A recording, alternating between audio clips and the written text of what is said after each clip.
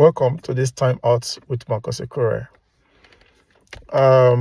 Last Sunday, I had the opportunity of speaking at the rural incubatory community. That's the RIC, Mitred's RIC.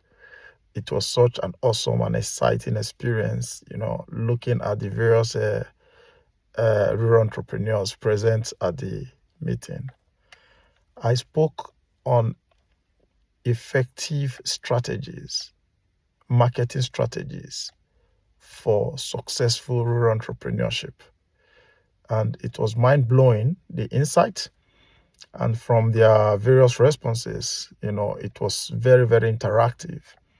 Now, in the course of the lecture, someone asked a question which I want to talk about briefly.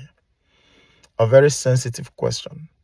Now, I actually at some point made them understand the relevance of customer service. That, when you are selling a product, that the end point should not just be making profit, but making relationship. Because if you make relationship with the customer, that's what is going to bring about referrals. That's what's going to bring about, continuous loyalty and patronage on the part of the customer. So that it's very important for them as rural entrepreneurs to prioritize the way they behave and treat their customers. Because, I observed that the way so many of them do business back, especially in Niger Delta region, is really very, very troubling, and many of them, they quarrel with customers during negotiations, and they don't really care of what effect it will have on their businesses. So somebody asked a question at the end of the lecture. He said, how do you handle a troubled? You've told us to be very, very friendly and nice to our customers. But what in case you have a customer that is very troublesome and more like a thorn in your flesh, whose action is capable of disrupting your business? How do you handle such a customer? And, he said, do you bow to pressure that because you have to be nice to your customer, then anything goes? My simple response to that was policy. And it was like, what do you mean policy? I said, yes, you can hide under policy in dealing with such kind of situations. Now, policy is a very strong tool that a lot of people do not understand.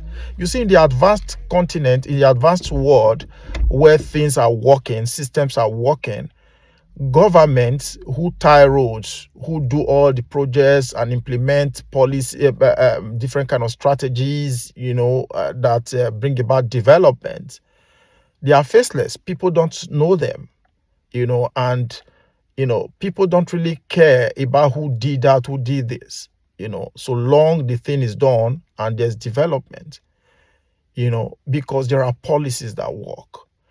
And because there are policies, there are rules and regulations, and there are heavy consequences. When people break the rules or break the laws, they face serious consequences and penalties. And when you face such penalties, like for instance, you are told don't exceed certain speed limits. If you surpass such speed limits, you get things like fines and points on your license.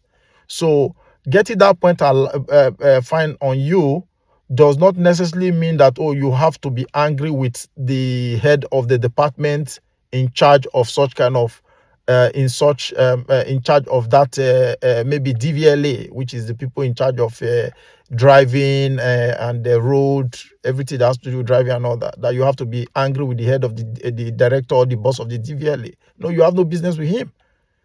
So rather you be angry with the policy. So there are a lot of ways we can hide under policy to get a lot of things done.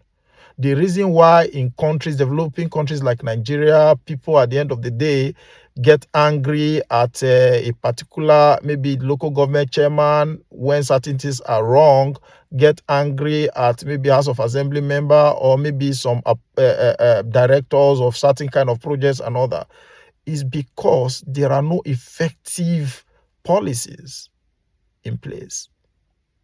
So you can actually hide under policy. When policies are effective, it protects whosoever is the developer or whosoever formed such policies.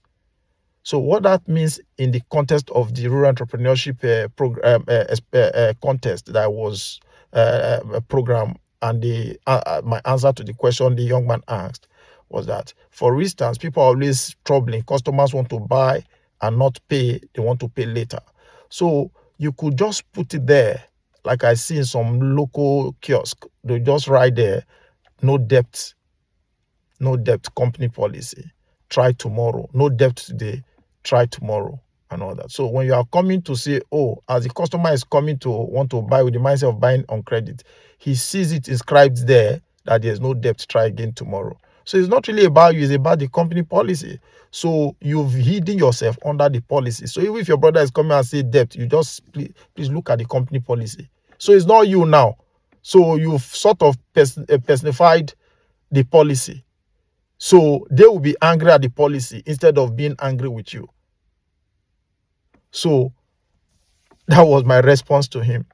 So policy is a very effective tool that you can hide under, to make sure you do not, treat your customers unfairly. Because, of course, such kind of policy issue is not your fault. It's policy. It's the company policy. Here, people tell you, please, I'm sorry, it's the company policy. And you can't be angry at the person who is telling you that, because it's the policy you're going to be angry with. So they shift the whole blame or whatever, or the anger, everything. They shift it to policy. Then the question is policy a human being that you're going to be quarreling with, or a human being you want to fight with?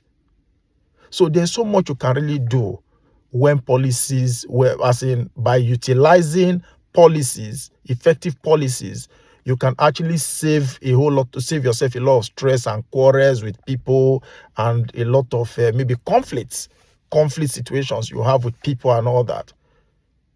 So that's what I'm trying to explain. I believe you got the gist. But if you don't get it, maybe you'll get it some other time. Still your friend, Dr. Marcus Ikure, saying bye for now.